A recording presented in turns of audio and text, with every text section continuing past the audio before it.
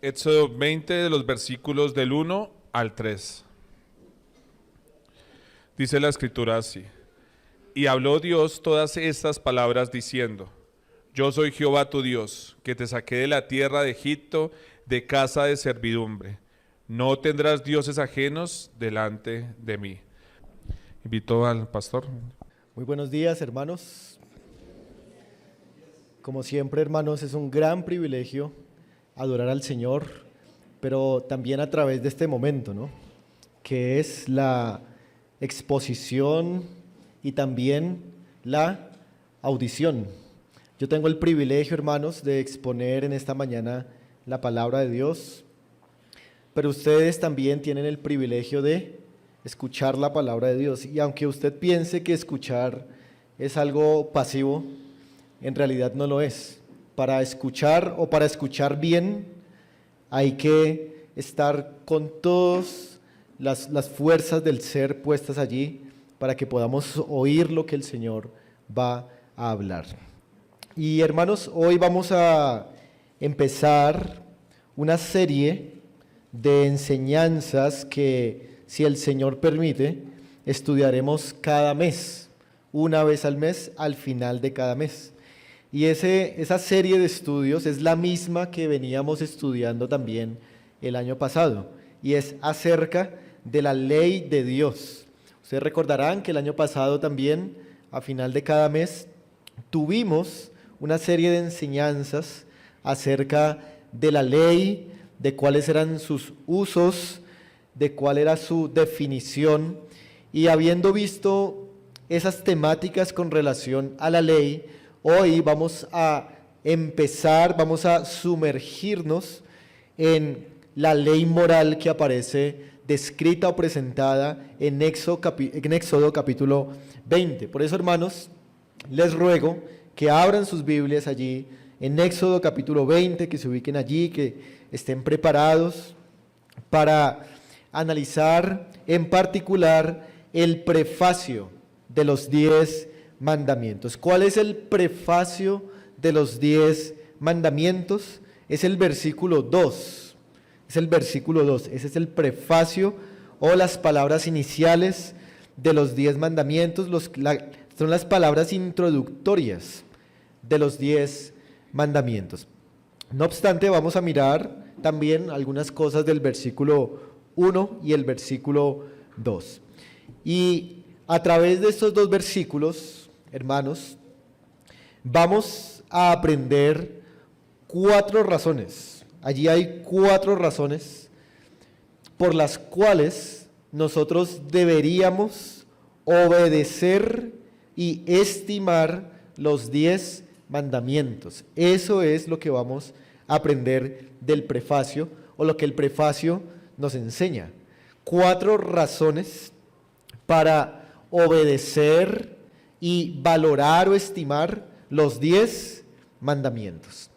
Pero antes de ver, hermanos, estas 4 razones para obedecer y estimar los 10 mandamientos, debemos hacer una aclaración tomando algo que se enseñó el año pasado en una de estas series acerca de la ley.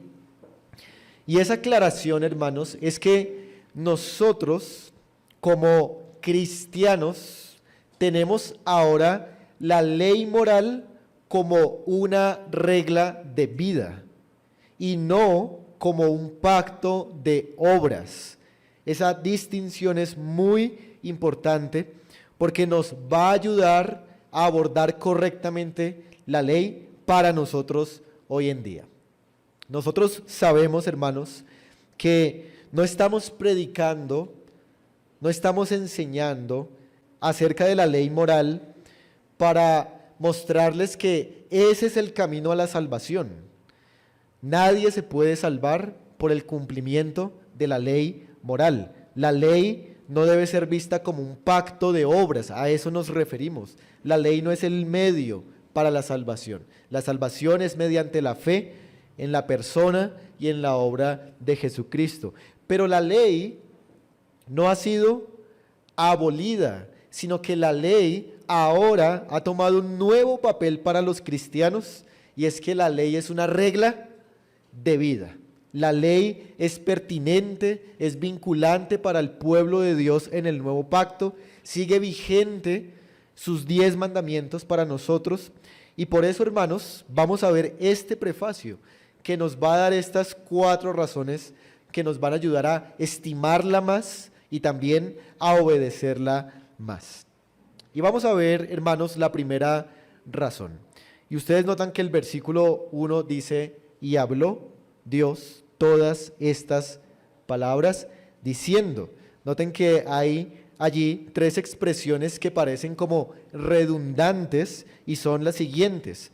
Habló, noten, luego dice palabras y luego dice diciendo. Son 3 términos que suenan algo redundantes, pero estos 3 términos lo que quieren es enfatizar que la ley moral fue hablada por Dios. Y esa es la primera razón por la cual nosotros debemos obedecer y estimar la ley de Dios, porque Dios la habló. Dios ha hablado su ley moral y eso debe ser la razón suficiente para que nosotros prestemos atención a esa ley y también la estimemos en gran manera. Pero podríamos preguntarle a este versículo 1, ¿de qué manera habló Dios? Aquí se nos dice que Dios habló, pero ¿de qué manera habló Dios? Y podemos observar varias cosas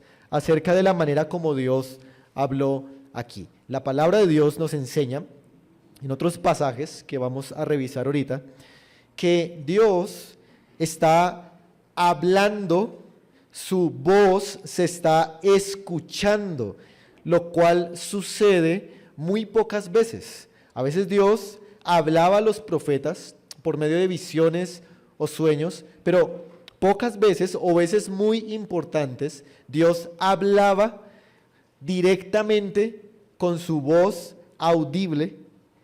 Y en este momento, cuando Dios revela su ley moral, Dios está pronunciando palabras de su propia voz, si así se pudiera decir.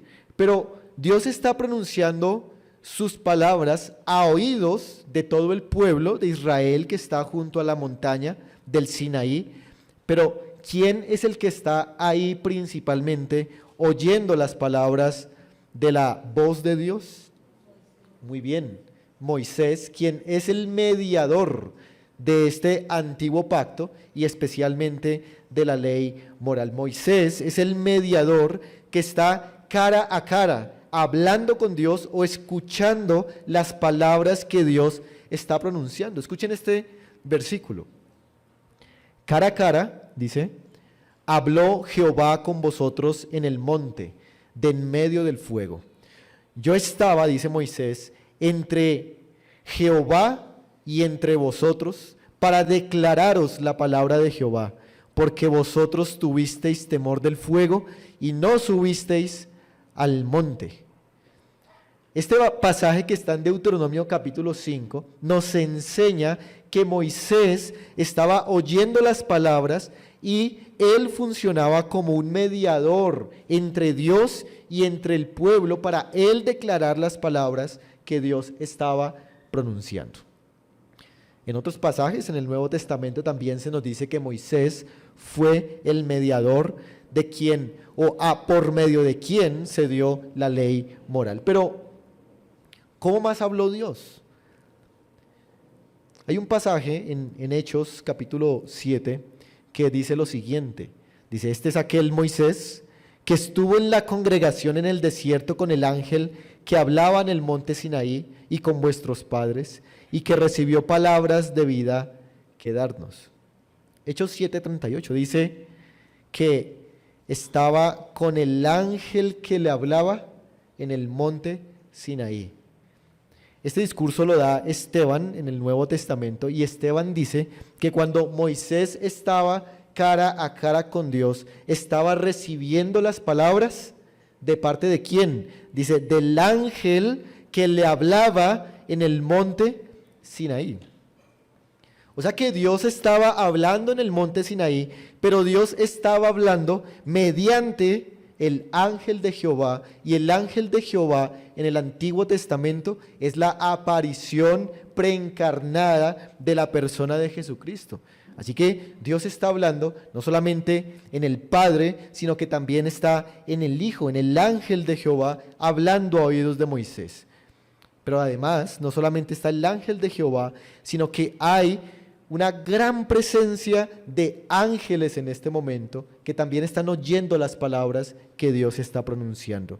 Dice otro pasaje: Jehová vino de Sinaí y de Seir les esclareció, resplandeció desde el monte de Parán y vino de entre 10 millares de santos o de ángeles aquí con la ley de fuego a su mano derecha.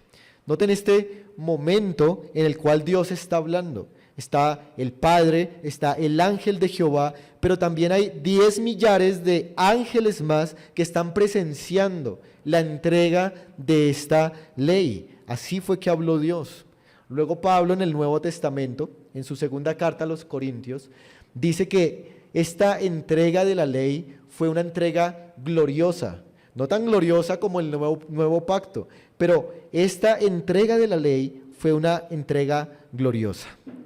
Pero además, sumen a estos datos, hermanos, miren lo que dice allí el versículo 18 en Éxodo 20, estamos allí en Éxodo 20, verso 18 y 19.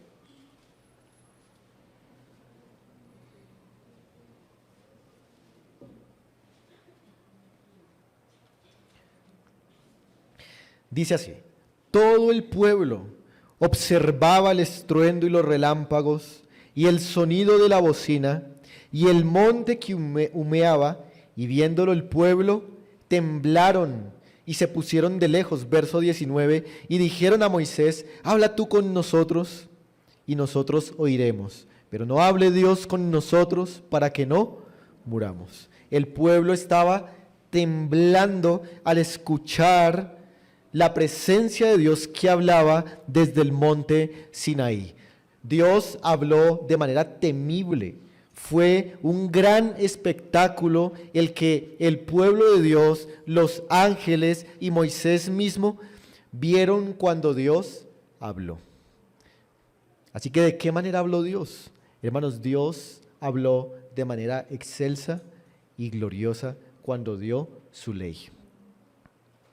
Pero podemos hacer otra pregunta a este versículo 1, y es: ¿dónde fue que habló Dios? Ya vimos cómo fue que habló Él, pero ahora, ¿dónde habló Dios? ¿Dónde estaba Dios hablando? Muy bien, Dios había puesto esta cita al pueblo en el monte Sinaí. El pueblo había estado durante 3 meses peregrinando durante el desierto, y luego de 3 meses Dios les dijo: 3 días más para que ustedes se preparen y puedan presenciar mi venida a este monte desde el cual voy a darles mi ley. El Salmo 68, verso 8 dice: la tierra tembló, también destilaron los cielos ante la presencia de Dios. Aquel Sinaí tembló delante de Dios, del Dios de Israel. La presencia de Dios en el monte Sinaí se manifestó de una manera tan terrible que el monte completo tembló ante la presencia de todo el pueblo. Así que Dios descendió a este monte para hablar su ley. Dios escogió este lugar especial que era el monte Sinaí. Pero podemos preguntar también a este versículo 1, ¿qué fue lo que habló Dios? ¿Qué fue lo que Dios habló en ese lugar particular? Dios habló lo que se conoce como la ley moral, o lo que se conoce como el decálogo, o lo que se conoce como los 10 mandamientos. Es lo mismo. Eso fue lo que Dios habló.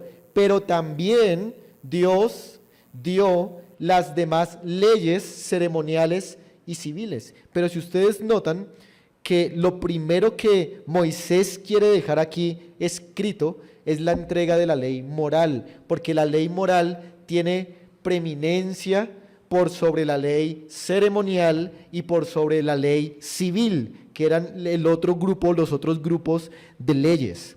Así que, si ustedes notan, hermanos, esta ley moral tiene la preeminencia porque fue la única ley que escribió el dedo de Dios. Moisés, en Éxodo 31:18, dice que fue el dedo de Dios el que en tablas de piedra escribió los 10 mandamientos. Mire que Dios no escribió los mandamientos civiles en tablas de piedra, no escribió los mandamientos ceremoniales en tablas de piedra, sino ¿cuáles mandamientos escribió en tablas de piedra? Solamente 10 mandamientos. Son diferentes a los demás, son especiales, son preeminentes. Cuando decimos que Dios escribió con su dedo en tablas, algunos comentaristas dicen que es algo difícil de entender, puesto que claramente Dios no tiene cuerpo, como lo veíamos también esta mañana. ¿Cómo entender que Dios escribió esta ley con su dedo?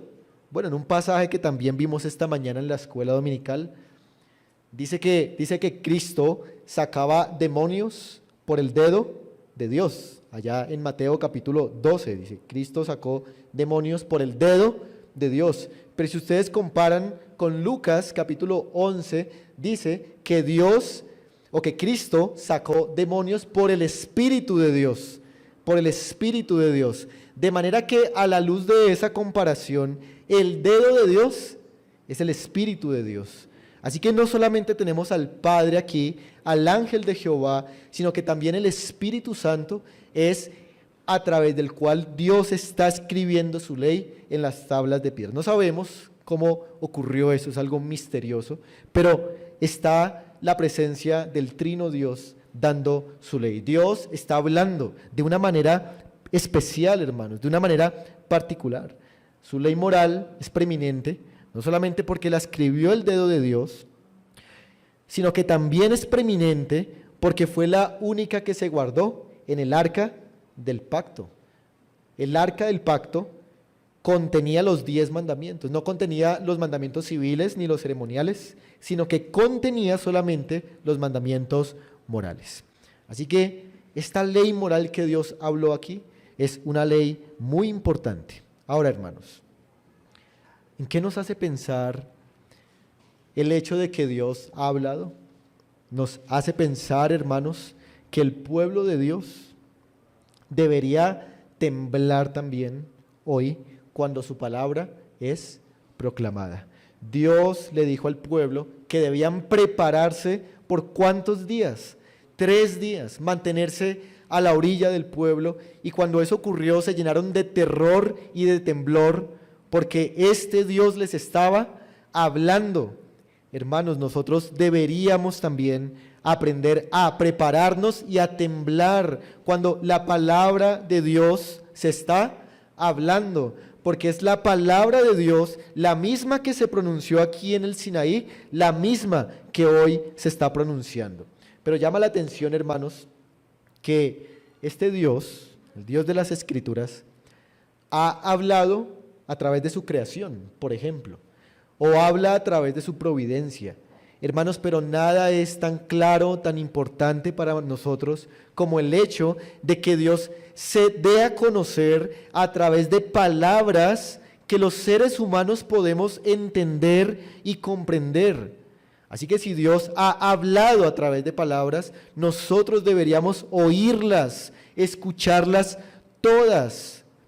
Dice un puritano, hermanos, que así como nosotros queremos que Dios escuche todas nuestras palabras cuando oramos, así también nosotros deberíamos escuchar todas las palabras de Dios cuando Él habla. Debemos, hermanos, aprender a recordar sus palabras, creer sus palabras, obedecerlas, amarlas, enseñarlas, ponerlas en el corazón. Que Dios hablara su ley en el monte Sinaí es una razón suficiente que nos debe constreñir para valorar y para obedecer la ley de Dios. Dice otro comentarista que la Biblia es como un gran jardín, y una de las flores principales de este jardín es la ley de Dios. Dice también que la Biblia es como un gran banquete y uno de sus platos principales es la ley de Dios. ¿Y por qué vemos eso? Porque Dios habló. Y esa es la primera razón, hermanos. Pero esto nos lleva también a pensar en una segunda razón que aparece en nuestro versículo. Y son las palabras del versículo 2. Dice el versículo 2, yo soy Jehová tu Dios. La segunda razón la tomamos de aquí, hermanos, y es que el Dios que ha dado la ley moral, el Dios que ha dado la ley moral, ¿cuál Dios es? Jehová. Otra vez, el Dios que ha dado su ley moral es Jehová, no es otro, no es los dioses de los cananeos en ese tiempo, no es ningún otro falso Dios, sino que el Dios que dio la ley es Jehová, o se presenta aquí como Jehová. Jehová es el que ha dado la ley, eso es lo que quiere decir aquí, y por eso nosotros deberíamos obedecerla y estimarla. ¿Qué significa este nombre? ¿Y por qué Dios se presenta aquí como Jehová? Este término Jehová es uno de los términos o nombres de Dios que más aparece en las Escrituras. Esta palabra aparece, al menos en las concordancias que uno puede investigar, 6.825 veces. Así que es el nombre más importante y más usado en las Escrituras para referirse a Dios. Este nombre Jehová proviene del tetragrama que ustedes han visto por ahí en algún lado, YHWH. Y la raíz de estas palabras hebreas la encontramos en Éxodo capítulo 3, verso 14. Vamos un momento allí para ver la raíz del nombre Jehová o YHWH.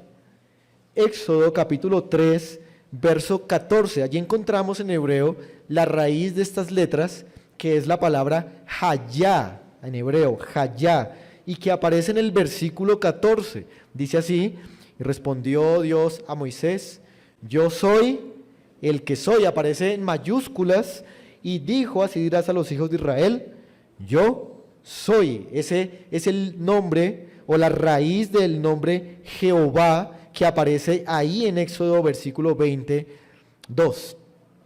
¿Qué significa este nombre? Yo soy el que soy, significa o hace alusión a aquel que tiene existencia propia y aquel que es independiente de toda su creación y que no necesita absolutamente nada de su creación.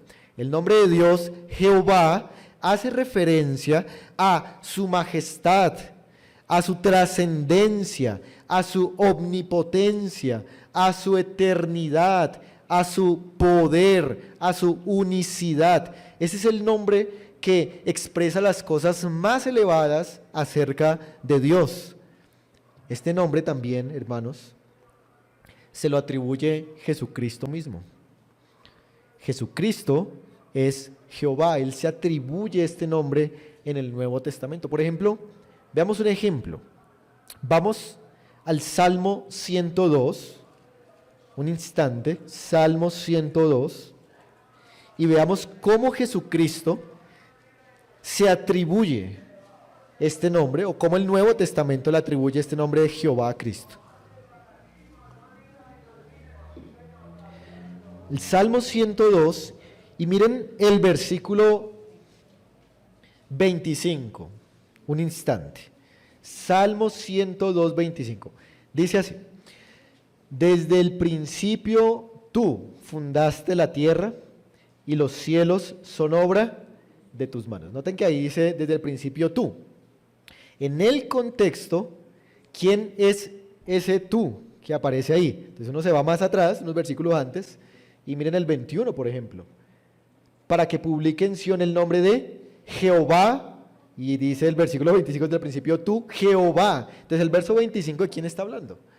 Pues de Jehová. Jehová es el que ha fundado la tierra y los cielos son obra de las manos de Jehová. Pero miren cómo el Nuevo Testamento le atribuye esto a la persona de Jesucristo. Vamos a Hebreos capítulo 1, sin cerrar ahí el Salmo 102. Hebreos Y si ya lo cerró, bueno, no lo busque otra vez, vaya a Hebreos capítulo 1.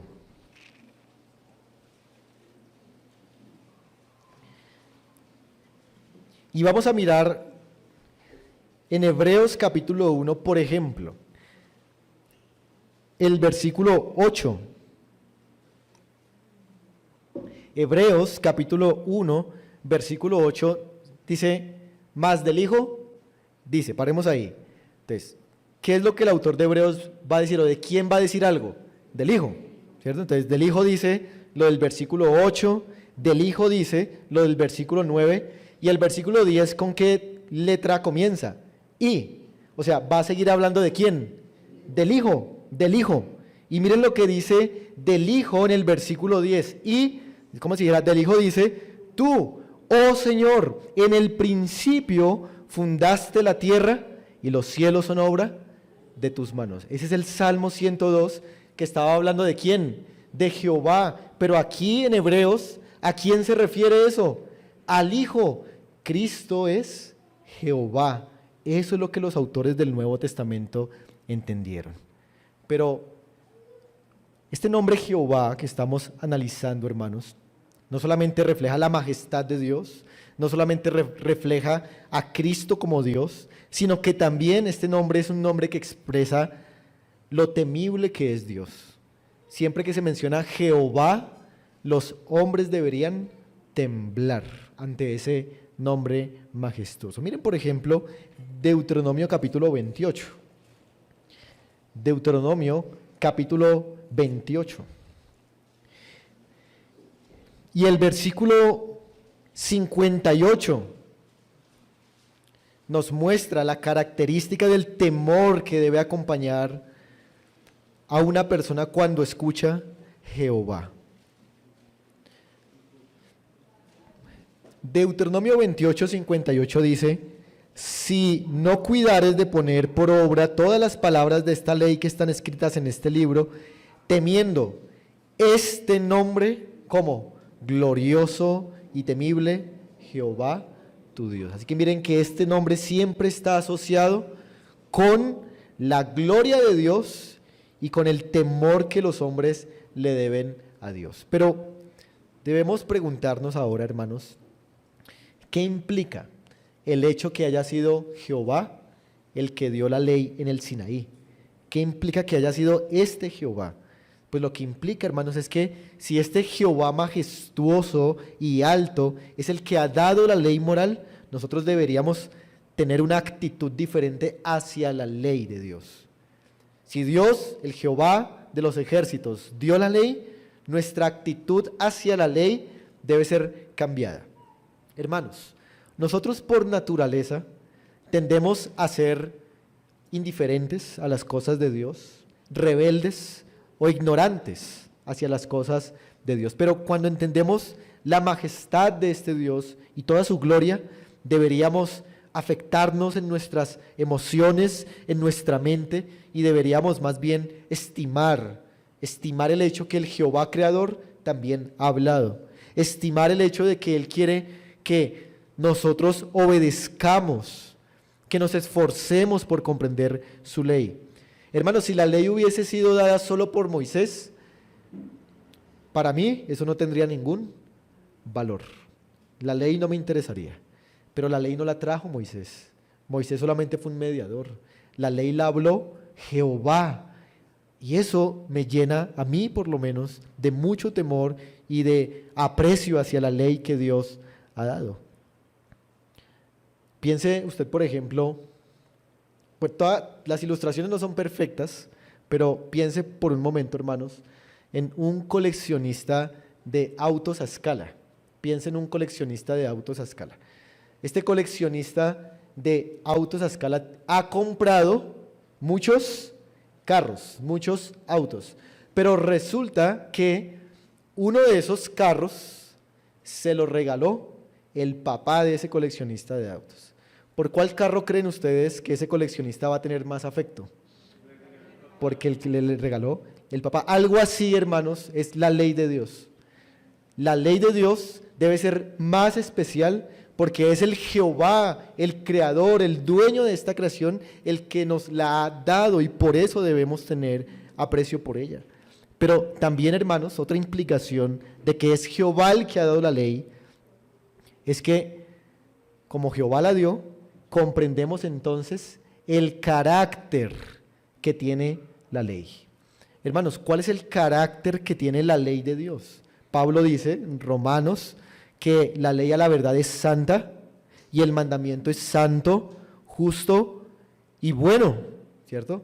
Luego en Romanos 12 dice que la voluntad de Dios, y yo creo que la voluntad de Dios allí es la ley moral, es agradable y es perfecta. La ley moral tiene el mismo carácter que Jehová, es perfecta, es buena, es santa, es justa. Por eso, hermanos, nosotros nunca deberíamos ser o caer en el antinomianismo, decir que la ley es mala, decir que la ley es injusta, la ley de Dios, porque la ley de Dios comparte el mismo carácter que el Jehová que la entregó. Así que, hermanos, no veamos la ley de Dios como algo malo. Muchas personas pueden ver la ley como algo malo, porque la ley los cohíbe de hacer las cosas que ellos quieren hacer. A veces ven la ley como algo legalista, pero la ley moral no es algo legalista. La ley es buena, es santa y es justa. De manera que, hermanos, si tú entiendes quién es Jehová, entonces vas a estimar y a obedecer más su santa ley. Pero no solamente, hermanos, debemos estimar la ley porque Dios la habló, porque el Dios que la habló es Jehová, sino que en tercer lugar debemos obedecer y estimar la ley porque el Dios que dio la ley es nuestro Dios. El Dios que dio la ley moral es nuestro Dios. Miren el versículo 2, una vez más, de Éxodo 20.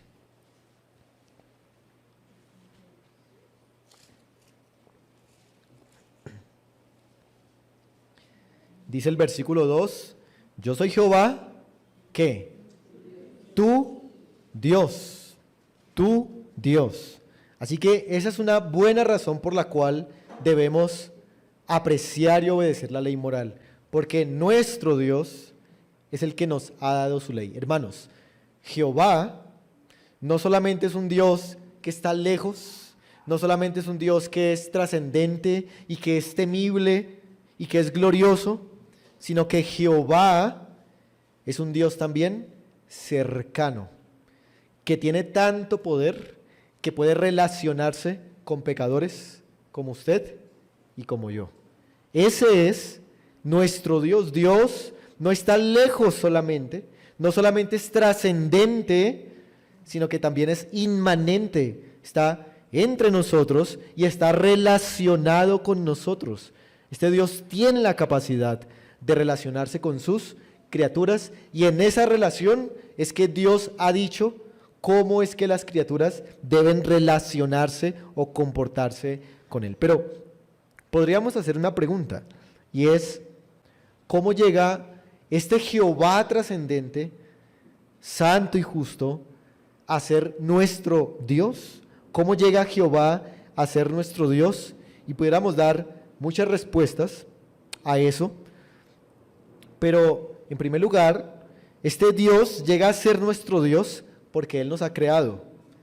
Él nos ha creado. Esa es la primera razón por la cual le pertenecemos a Dios. Sea usted un creyente en Jesucristo o no sea usted un creyente en Jesucristo, usted le pertenece a Dios. Usted no es su propio dueño, porque ¿quién lo creó? Lo creó Dios. Así que su vida pertenece a Dios y por esa razón usted debería cumplir la ley de Dios. Pero Dios no solamente nos creó, sino que a unos Dios eligió. Dios eligió. Y es por vía de la elección incondicional que Dios llega a ser nuestro Dios. Dios entra en una relación con nosotros a través del pacto de redención, a través de la elección incondicional. La Biblia dice, ellos me serán por pueblo y yo les seré por Dios. Pero esto se da en los términos de un pacto. Así que nosotros no solamente somos de Dios, o Dios es nuestro Dios por ser nuestro creador, sino también es nuestro Dios por la relación de pacto. Por eso debemos obedecer a Dios, porque es en esta relación de pacto, hermanos, que Dios ha dicho cómo es que debemos relacionarnos con Él. Pero hermanos, ¿qué implica que Dios sea nuestro Dios? ¿Qué implica que el Dios que nos dio la ley sea nuestro Dios? Hermanos, implica que Dios ha dado su ley porque nos ama. Dios ha dado su ley porque nos ama, no porque nos odia y quiere prohibirnos cosas que nos gustan, sino que Dios nos ha dado su ley porque Él nos ama. Hermanos, los padres, ¿qué es lo que dan a sus hijos? Los padres siempre dan lo bueno a sus hijos. El Padre Celestial también ha decidido dar lo bueno a sus hijos. Y lo mejor, o una de las mejores cosas que Dios ha dado a sus hijos, ¿qué es? La ley moral. Por eso digo, una de las cosas, ¿no? La otra es Cristo, sin duda. Pero una de las cosas es su ley moral. Así que la ley moral, hermanos, viene envuelta en el amor de Dios. La ley moral viene como un regalo de Dios para la humanidad también, para que nosotros nos relacionemos con Él a través de esta ley. Pero algo que quisiera decir, hermanos, también aquí, casi que entre paréntesis, es que el hecho de que Dios sea nuestro Dios también implica que Él es nuestro refugio de principio a final. Y digo esto entre paréntesis, quizá me salgo un poquito, pero quisiera decir esto, hermanos. Si Dios es nuestro Dios, Él es nuestro refugio. Miren, piensen en esto. Cuando usted habla con un no creyente y lo saluda y le dice, ¿cómo está? Por lo general algunos de ellos dicen, pues tengo trabajo, tengo familia y tengo salud. Estoy bien, ¿cierto? Eso quiere decir que el incrédulo, el no creyente, tiene esas muletas para refugiarse. Él se refugia en que tiene familia, en que tiene salud y en que tiene riquezas o trabajo. Esas son sus muletas con las cuales anda en este mundo refugiado. Pero ese incrédulo va a experimentar poco a poco que se le vayan quitando cada una de esas muletas. Entonces, ese incrédulo pierde un hijo, ese incrédulo pierde su trabajo y puede decir, no importa, todavía tengo la salud, que es lo más importante, es lo que a veces dicen. Pero Dios también puede quitarles la salud. Y cuando Dios les quita a los incrédulos las muletas, caen en la desesperación y caen en la angustia. Porque cuando Dios les quita estas cosas, ya están cerca a la muerte eterna, y empiezan a desesperar en angustia. Y piensen ustedes en el diluvio por un momento. En el diluvio, la tierra no se inundó inmediatamente. Fueron 40 días en los cuales Dios empezó a quitarles las muletas a todos los incrédulos.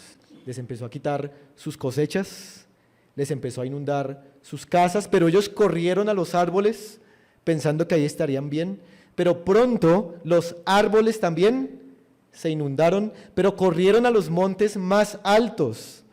Pero la Biblia dice que incluso el monte más alto fue inundado. Cuando llegaron a ese punto, estaban desesperados, sabían que el juicio de Dios los había alcanzado. Cuando Dios les quita las muletas a los incrédulos, ellos desesperan, pero desesperan para que puedan correr a la salvación. Pero ellos a veces no lo hacen, dice Apocalipsis, y ni aún así se arrepintieron de sus obras. Pero lo que quiero decir, hermanos, es que nosotros no deberíamos tener esas muletas. Esas muletas no son seguras para nosotros. Y si usted confía en su trabajo, en sus riquezas, en sus hijos, en su familia, esas muletas Dios se las puede quitar, y por eso cuando se las quita, usted se desespera, porque su confianza está puesta en esas muletas. Hermanos, si Dios es nuestro Dios, Él es el único que nos va a sostener, y podemos perder la salud, podemos perder la familia, nuestros hijos pueden morir, puede venir una guerra, podemos quedarnos en la calle, pero si Dios es nuestro Dios, el creyente no se va a angustiar. Así que Dice la Biblia, bienaventurado el pueblo cuyo Dios es Jehová. Así que hermanos, cerrando ese paréntesis, nuestra relación con Dios es gobernada por medio de la ley moral de un Padre amoroso que nos la ha dado. Pero no solamente, hermanos, la ley moral debe ser obedecida y estimada porque Dios la habló, porque Dios es Jehová y porque este Jehová es nuestro Dios, sino que también debemos obedecer y estimar esta ley porque Dios es nuestro Redentor. El Dios que dio la ley es nuestro Redentor. Miren el versículo 2, Éxodo 22. Yo soy Jehová tu Dios, que te saqué de la tierra de Egipto, de casa de servidumbre. ¿Qué es lo que había hecho Dios por la nación de Israel? Dice allí, te saqué de la tierra de Egipto, te saqué de la casa de servidumbre. Por causa de esa redención, el pueblo de Dios debía obedecer a ese Dios en la ley moral. ¿Qué significa la expresión y por qué Dios recuerda esa expresión que te saqué de la tierra de Egipto? El pueblo de Israel aquí debía recordar que por el hecho de haber sido salvados por Dios, ahora Dios tenía el gobierno sobre ellos y Él podía mandarles lo que Él quisiera. Pero noten que aquí esta primera frase, que te saqué de la tierra de Egipto, enfatiza el lugar del cual Dios los sacó. ¿Cuál fue el lugar del cual Dios los sacó? Muy bien, dice allí, la tierra de Egipto. Se enfatiza el lugar. Y este lugar, hermanos, Egipto, era sin ninguna duda un lugar que evocaba las fuerzas del mal y la idolatría bajo la cual el pueblo de Dios estaba. Tierra de Egipto es como un sinónimo de fuerzas del mal y de idolatría. Y Dios los liberó de las fuerzas del mal y Dios los liberó de la idolatría. Dios los había liberado de esas fuerzas del mal, pero ahora debían someterse a este Dios vivo y verdadero que los estaba salvando. Pero la otra expresión, casa de servidumbre, enfatiza ya no el lugar, sino la condición en la que el pueblo de Dios estaba en Egipto. ¿Cuál era la condición en la que el pueblo de Dios estaba en Egipto? En servidumbre o en esclavitud. Y esa condición se refiere a la aflicción, el dolor y la angustia en el cual el pueblo de Dios estuvo ¿por cuántos años? 400 años en casa de servidumbre. A veces el Señor permite que el pueblo de Dios habite en casa de servidumbre para enseñarles, pero Dios los había liberado de esa esclavitud miserable y les había dado la promesa de una tierra prometida. Por eso, hermanos, ellos debían someterse a Dios. Por eso Dios los recuerda aquí. Recuerden que yo los salvé, por eso tienen que obedecerme. Así que, hermanos, aquí hay un principio importante, y es que todo aquel que es salvado por Dios debe someterse a Dios. Todo aquel al cual Dios salva, Dios también quiere dominarlo. Dios también quiere ser el Señor. Dios es el Salvador y por ser el Salvador, Dios también quiere ser Señor. Dios quiere, hermanos, que nosotros obedezcamos su ley por causa de que Él nos ha salvado. Miren, hermanos, por ejemplo, ustedes pueden encontrar en muchas de las cartas del Nuevo Testamento que hay ese proceso. Primero Dios dice lo que ha hecho por nosotros y luego Dios manda lo que nosotros debemos hacer. Primero Pablo, en la carta a los Romanos, en 12 capítulos, habla de las misericordias de Dios, de la justificación, de la santificación, pero a partir del capítulo 12, Pablo, ¿qué dice? Y ustedes deben vivir de esta manera, e incluso cita la ley de Dios. Así que el proceso siempre es ese, hermanos. Dios primero nos salva y después nos manda. Dios es primero Salvador e inmediatamente quiere ser también nuestro Señor. La gracia de Dios da lugar a la obligación para con Dios. Los privilegios de Dios dan lugar a las responsabilidades para con Dios. Dios dice aquí, yo los he salvado, por eso ustedes no deberían tener dioses ajenos. Yo los he salvado, por eso no deberían hacerse imagen ni semejanza de nada de mí. Yo los he salvado, por eso no deben usar el nombre de Dios en vano. Yo los he salvado, por eso deben guardar el día de reposo. Yo los he salvado, por eso deben honrar a sus papás. No deben matar, no deben adulterar, no deben hurtar, no deben mentir, no deben codiciar, porque yo los he salvado. Así que la razón para obedecer a Dios no es un espíritu legalista que podamos tener, sino que la razón para obedecer a Dios es que Dios nos ha amado. Por eso Juan dice, nosotros le amamos a Él porque Él nos amó primero. Así, hermanos, el orden nunca es al contrario. Dios no le pide obediencia a usted para que usted sea salvo. Eso es arminianismo. Eso está mal. Nadie puede ser salvo a través de sus propias obras. Dios primero nos salva por gracia y entonces tenemos capacidad para obedecer a Dios. Así que, hermanos, tenemos que decir aquí que nosotros, al igual que el pueblo de Israel, estábamos en un Egipto espiritual. Estábamos en un lugar de idolatrías, estábamos bajo una servidumbre espiritual que era la de Satanás, pero Dios nos ha salvado por gracia para que le obedezcamos. Hermanos, usted seguramente está impresionado, o usted se impresiona, cuando usted lee desde el capítulo 11 y 12 de Éxodo, las 10 plagas. Eso es impresionante. El poder que Dios dio allí, que manifestó para rescatar a Israel. Se muestra el control de Dios sobre todas las cosas y finalmente el juicio de Dios. Es algo que uno debe realmente impresionarse. Pero, aunque ese poder es impresionante, hermanos, multiplique eso por el número más grande que usted pueda en este momento imaginar.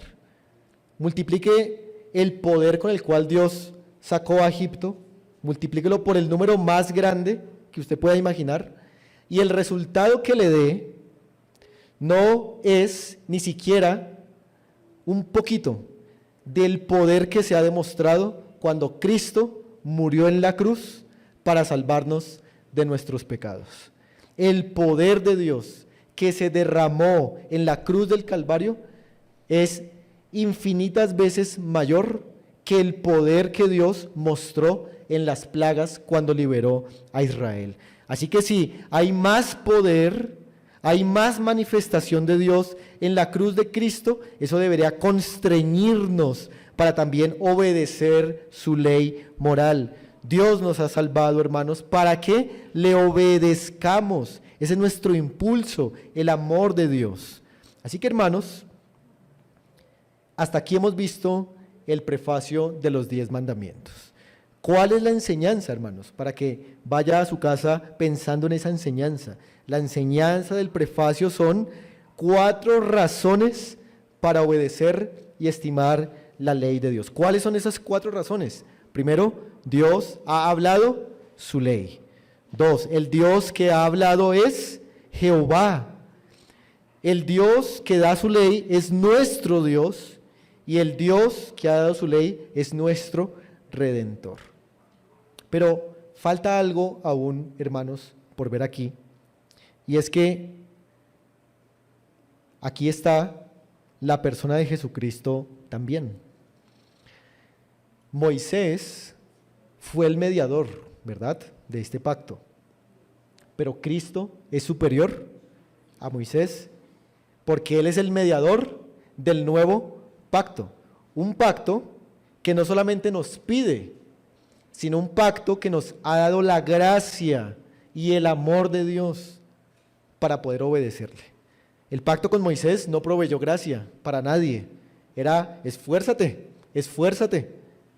Pero el pacto con Cristo dice, esfuérzate que yo te voy a dar gracia para que me obedezcas. Así que Cristo es superior a Moisés. Cristo no baja la ley del monte de Sinaí, sino que Cristo baja la ley del monte de Sión. Cristo nos da su ley por gracia. Dios ha hablado por el Hijo y dice la palabra, a Él oíd. Y lo que el Hijo enseña es la ley, pero con la gracia ahora. Pero vemos a Cristo también aquí, hermanos, en que Cristo es Jehová de los ejércitos. Jesucristo es el mismo Jehová de los ejércitos. Es el Dios verdadero que ha venido a este mundo para salvarnos por pura gracia. Pero Cristo también, hermanos, se ve aquí porque Cristo fue el que cumplió esta ley por nosotros. Cristo cumplió la ley por nosotros. Él obedeció a la perfección estos 10 mandamientos que nosotros nunca podremos y nunca hemos podido cumplir. Y esa justicia que Él ganó por medio de su obediencia perfecta, esa justicia se nos imputa a nosotros por medio de la fe en Él para que seamos salvos y para que Dios nos cuente como justos en su presencia. Así que es gracias a Cristo cumpliendo esta ley que podemos tener salvación. Cristo no solamente bajó la ley, sino que también bajó su gracia salvadora para cada uno de nosotros.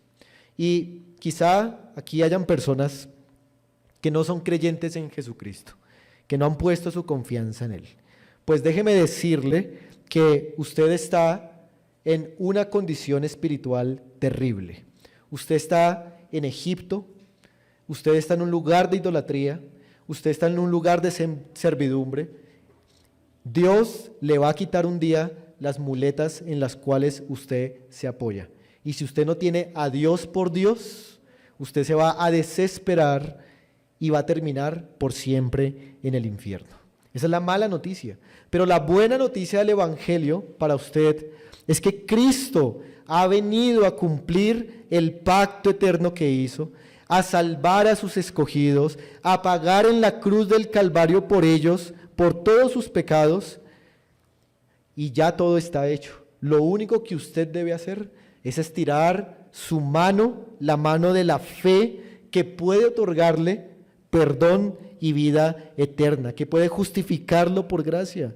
Así que cree en Jesucristo, arrepiéntase de sus pecados, reciba por gracia la salvación que Dios le ofrece para que usted también pueda ir a la tierra prometida mientras Dios le da la gracia para obedecer la ley. Vamos a orar, hermanos, y de esa manera terminamos este tiempo de exposición.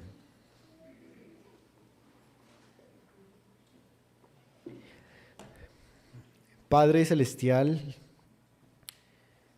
rogamos, Señor, que podamos temblar ante tu presencia, porque tú has hablado, Señor, en truenos, en relámpagos, y ese pueblo desesperó, Señor, y nosotros también debemos hacerlo.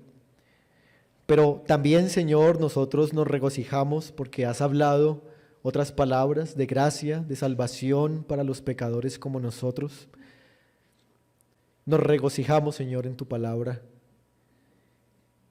Pero también, Señor, rogamos que al considerar estas razones podamos hoy, Señor, ser conmovidos a tener una mayor estima de tu ley y también una mayor obediencia a ella. Perdónanos, Señor, porque la hemos despreciado muchas veces en rebeliones, en ignorancia, no hemos meditado en ella lo suficiente, pero rogamos que como el salmista, Señor, podamos decir: oh, cuánto amo yo tu ley. Todo el día en ella es mi meditación. Ayúdanos, Señor, a aprovechar este día para que tu ley sea nuestra meditación. Y ayuda, Señor, a los que no han creído en Cristo, no están seguros, para que escapen, Señor, de la ira venidera y para que tengan como apoyo solamente a Cristo y que puedan, Señor, también al final de sus vidas, igual que como nuestra hermana Leito lo ha dicho, Señor, esperar ser recibida en los brazos del Señor. Bendito seas tú, Señor, en el nombre de Cristo oramos. Amén.